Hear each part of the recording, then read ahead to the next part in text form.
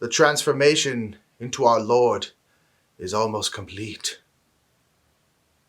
This is a weird way to start a video about miniature painting, but I look more and more like Jesus every day. 3, 2, 1, go.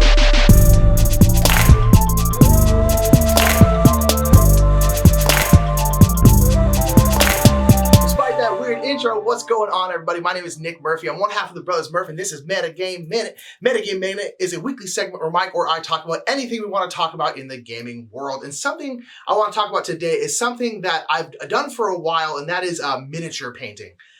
And I want to talk about it today because one of our Patreon goals, a couple goals ago at this point, was for us to start, or rather me to start painting miniatures live on stream more often. It's not like a set thing like our normal kind of Twitch streams are. This is kind of like whenever I'm painting at home, sometimes I'll throw on the stream, sometimes I won't. And so I have been painting on YouTube. Some of you may have seen it, but nonetheless, I've been painting miniatures. And so when I am painting miniatures, I tend to get a lot of questions about painting. A lot of people, I feel like, want to get into painting, but don't know how or are worried to. And so this Metagame Minute is about why you should start miniature painting, why I really think everyone in the gaming hobby should. I mean, not everyone. If you don't have any interest in it, then don't do it, of course. But if it's something that you've ever had any interest in, or something you've ever thought might be cool, or frankly, you just want your minis to look better, I think it's something you should do, because I am a big believer that miniature painting is the most accessible art form out there. And I'm talking about like art forms like painting, drawing, all that kind of stuff, all those ones. I think miniature painting is probably the most beginner friendly and the easiest one to get into. I legitimately believe that everyone can do it. I really think that, because here's the thing about miniature painting. There are amazing, crazy miniatures out there like this, or like this, or like this. Those kinds of miniatures, no one can do. That's a robot did that. No one can do that. That's so incredible. Your miniatures don't need to look like that. My miniatures don't look anything like that.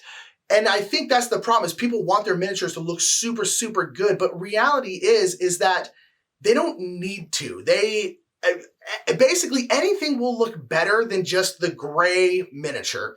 So that's the thing, is like the miniatures, you don't need to paint them particularly well for them to look good, or for them just to look significantly better than they used to look. And I really think that everyone can do it, because really, to make miniatures look like pretty darn decent, you only need two things. You need a base coat, so that's painting everything. So if I was painting me, glorious hair, of course, skin, green shirt, you know, at this point, I have blue pants on. I'm gonna kick kind of, blue pants on, black shoes on.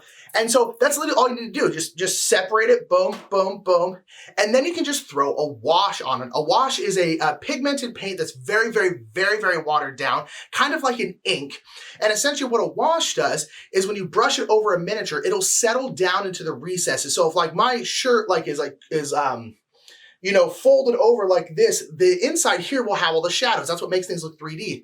So the wash will settle into the shadows, settle into the dark spots, like underneath the legs or like underneath your arms right here, and essentially will darken those and create those shadows for you.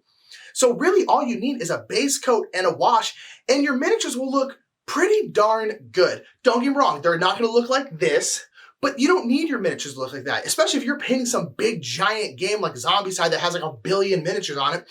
You don't need your miniatures to look that great. And just doing a base coat and a wash will honestly make them look really good. And there are certain things that people think can hold them back.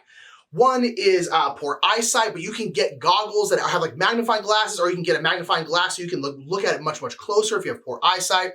People worry about their hands shaking. My hands shake a lot. If you ever see my miniature painting videos, my hands shake. I have tremors in both my hands, particularly my right hand shakes a lot. And this is my dominant hand. This is the hand that I paint with. And there are ways to kind of combat that. But even with someone whose hands shake a pretty darn decent amount, I can do pretty detailed painting. And the last one is like patience. And patience is the one that's kind of like, but I always feel like you have more patience for things that you're passionate about. And hopefully if you're watching this, you found us and you're watching us, you're relatively passionate about board games. So if you need patience in anything, you're probably going to have it in board games. And so if you really want your army or whatever to look good, you're probably going to be able to find the patience to make the painting happen. And especially if you're just doing like a base coat and a wash, you don't need nearly as much patience as you think. And art is incredibly freeing. Trust me, I'm an artist. That's what I do outside of board games, really. And so it's so satisfying to paint miniatures, and it's so freeing because you're like, I can paint this miniature however I want. I can paint them like all purple, or, you know, instead of a green shirt, I can give me a blue shirt or a red shirt or a pink shirt or whatever, or no shirt, or whatever you want to do. You can do it, and it's incredibly satisfying. It's incredibly freeing, and it's honestly very cathartic just to sit there, really focus in, put on an audiobook, put on whatever you want in the background, and just sit there and paint. And I really think that everyone can do it, and I really think that everyone should do it. So down in the description below are going to be a couple of my favorite mini painting YouTube channels, ones that I watch pretty regularly. And a lot of them will have pretty good tips of like, this is how you start, or this is how you do this is how you do that. If people want me to, I can do some kind of like intro to mini painting video. I maintain that they'll be way, way better at it. But if you want me to do it, put it down in the comments below. Maybe I'll do it. But nonetheless, there are a plethora of resources out there for you. But I really, really think that this is something everyone should do. Go out there, paint minis. Check out the people down in the description below because they're amazing and they're awesome and I love watching them. And then that's gonna be it. That's my little soapbox about how everyone should paint minis. I think it's just a great art form and something that a lot of us want to get into but are hesitant to do so, and you shouldn't be hesitant. Go do it. And that's going to be it for me. Make sure to like and share this video and comment down below. If you have any questions about anything, put it down below. I'll try to answer it, all that kind of stuff. And make sure to subscribe to the Brothers Murph while you're down there. And that's going to be it for me. Until next time, whether you want to get into painting or you're just like, no! Remember, the more meta, the more better. How's it going? Just want to let you know that we are sponsored by Restoration Games. Restoration Games make wonderful, wonderful games from the past and restore them for you. And everything we film, everything we play is on top of Game Toppers, which is a really wonderful way to upgrade your gaming experience. Go check out Restoration Games and Game Toppers LLC for more information. Alright, cool. I feel like I need that one.